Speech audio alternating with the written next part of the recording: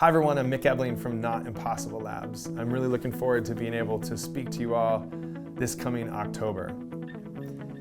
Not Impossible Labs exists. We're based on this foundational way of thinking that disrupts the status quo. We don't look at the way things are, we look at the way things should be, and then we figure out by any means necessary how we can shift things to make it so that we can accomplish a fundamental social and human need. We call it technology for the sake of humanity. We are a group of scientists and hackers and makers and engineers, all focused on solving things that we see are absurd in the world.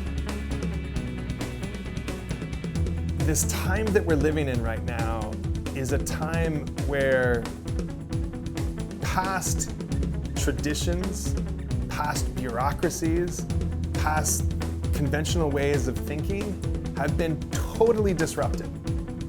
Now is not the time to follow a status quo or to follow a rule as it might have existed in the past, but to see what has to change and go out and change it. We have been thinking this way and operating this way for close to 10 years now.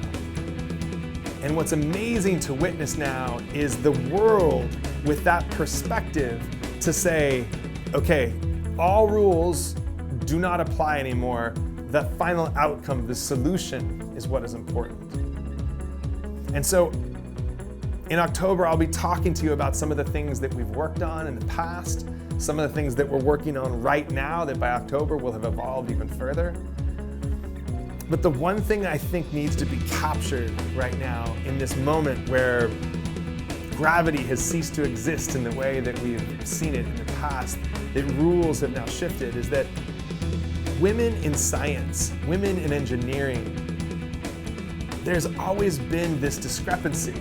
You know, the percentages of women versus men in science has always been disproportionate. Rules don't apply anymore. We need everybody to be thinking about the solutions that need to be created to make the world safer, to make the world healthier, to make the world better.